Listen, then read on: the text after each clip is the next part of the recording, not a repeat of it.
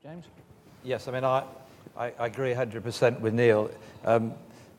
Skills is going to be a big issue, especially if you're growing particular sectors. The last thing we want is to encourage somebody to invest £100 million into our enterprise there and find that there aren't any skilled workers there. So I think certainly the DWP programs, which are hugely expensive, I publicly said I'm really not interested in our colleges and that program training hairdressers, because we don't need hairdressers in the Sheffield City region. You probably need them in Leeds, actually, but we don't need them.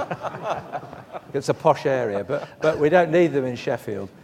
We need skilled workers in manufacturing and in digital industries and in a number of other areas that we're focusing on. So I agree with Neil on that particular issue. Certainly, it would be extremely helpful if there was a proper consultation process. I think I've spoken to ministers on a number of occasions about consultation on government policy, that it's no use handing us the money and saying, here you are, you spend it locally.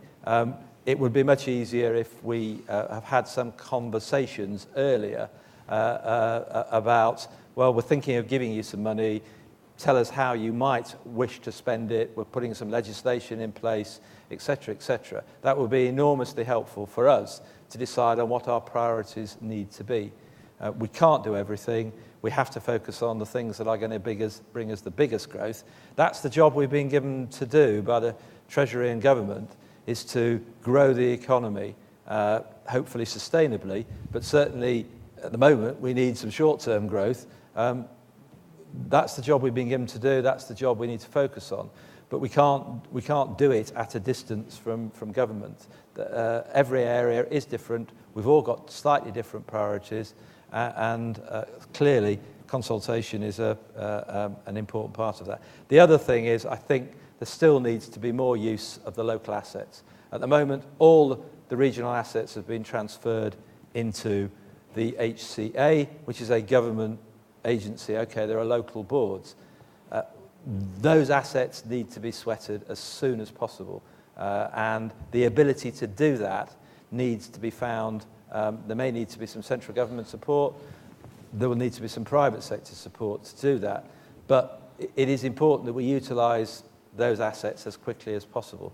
I'm sure Edward's taking notes here that if money's already been spent by central government or by our regional development agencies, then frankly, coming from the private sector, we really need to turn that as quickly as possible into some growth.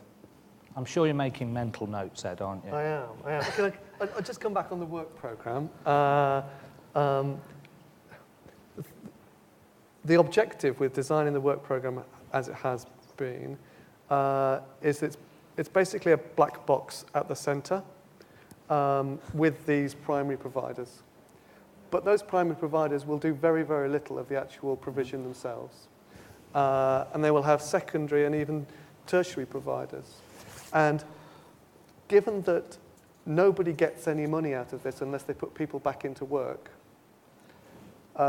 those secondary and tertiary providers will need to be absolutely sensitised to the requirements of people and industry in the areas that they're operating. So I wouldn't look at the primary provider contracts.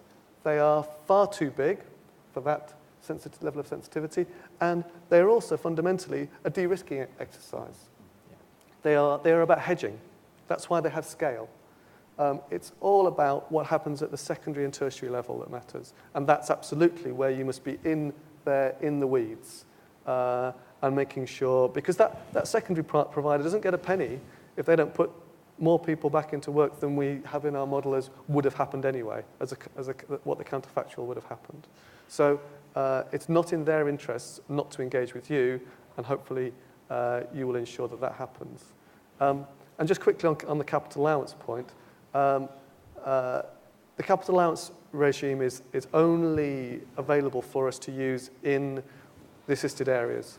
So only in those parts of the country which the EU have designated as assisted areas.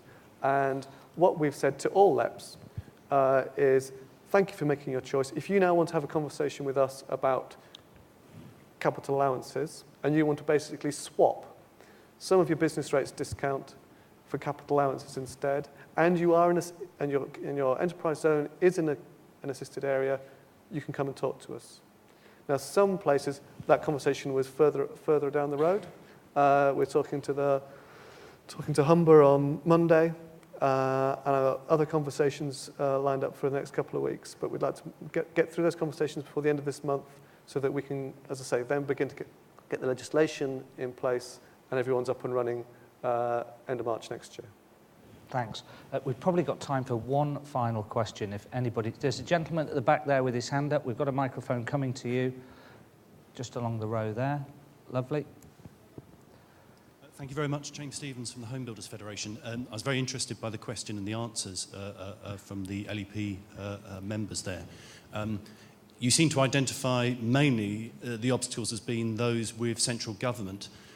Very interested by that. You don't detect any tensions within the makeup of the LEPs themselves. Elsewhere in the country, my involvement, say, in Bristol, the Bristol City region and Cambridge, it would appear to be that the problems really are those within the membership of the LEP board itself and the local authorities' interests versus those of the business community. And I just wanted to find out what your experience was of that.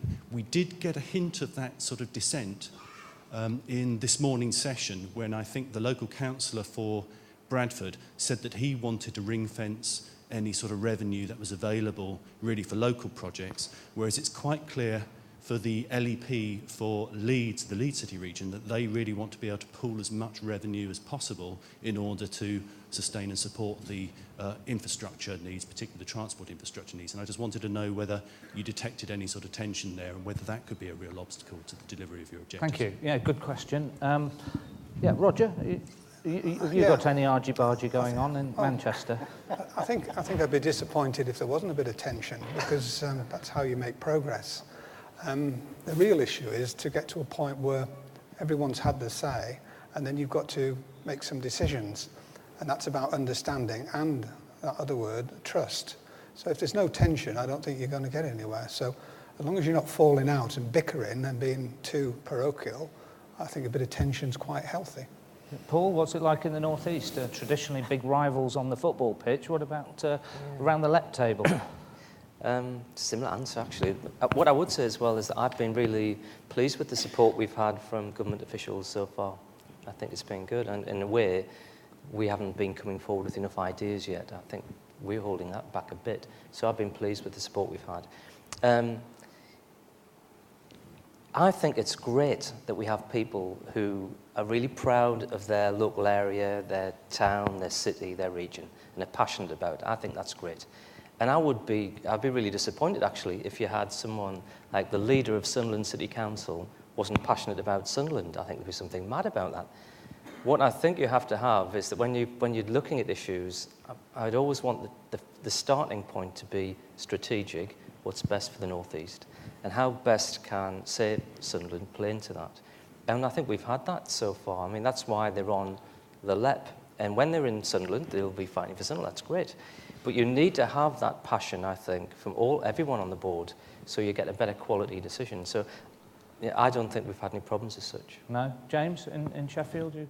Well, we started off with the historic issue of Sheffield being the centre and the concern of some of the other local authorities that everything would be Sheffield-centric. And I think we've worked extremely hard to make sure that that is not the case.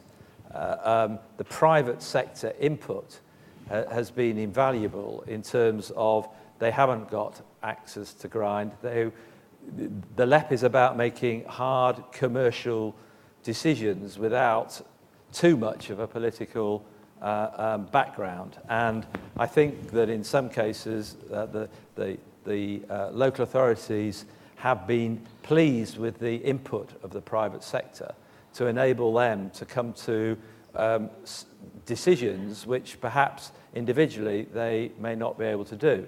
And I think the other issue is that clearly one of the things that we decided at the beginning as a LEP, we were only going to get involved in strategic things that affected the region. So the small projects in Barnsley or Sheffield or in Chesterfield or whatever, and the small issue, relatively small issues around local agendas, that weren't going to affect the region as a whole, we weren't going to get involved in. We were only going to get involved where there was a spin-off or an effect, good or bad, for the whole of the region.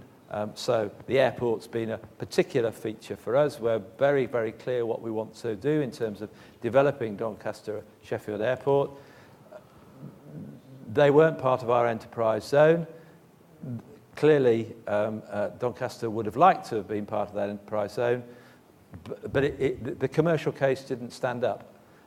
We will support it, I'm sure, in the future, from future revenues, but we had to come to a very difficult decision. We've come to a number of other decisions as well on collaborations and so on.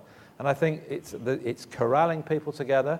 I think it's using the chief executives who have to deliver on a lot of this and have to make sure that their leaders understand the non-political issues that are going on. I think that's a very, very important part of running the LEPs. There will always be tensions, local tensions, but I think the more the success that the LEPs can create and the more that it's seen that it's really good to be part of a successful LEP, the easier it will become from a political standpoint and from the private sector as well.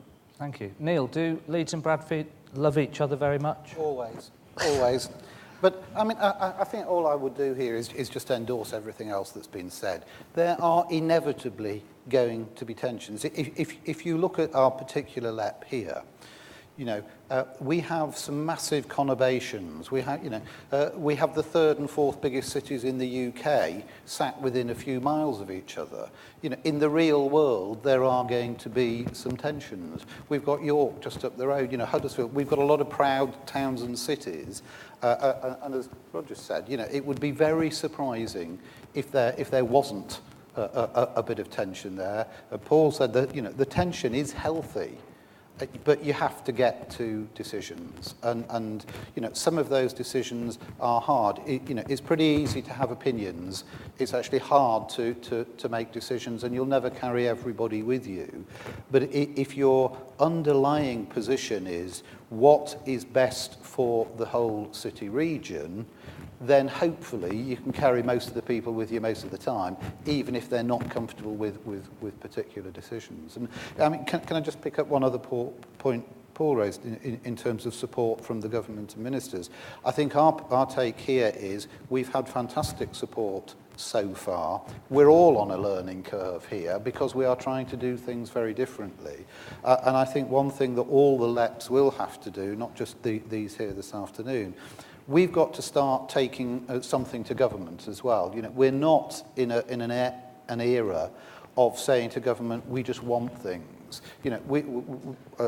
As we launched our strategy this morning, it's very much focused on economic growth, and we want to go back to government and say, look, if we can deliver a real powerhouse of the UK economy here, that's our offer to you. We need help from you in the following areas to do that. It's very much a two-way and supportive relationship that I think we all have to create. And I think we can all learn from each other as to how best to do that.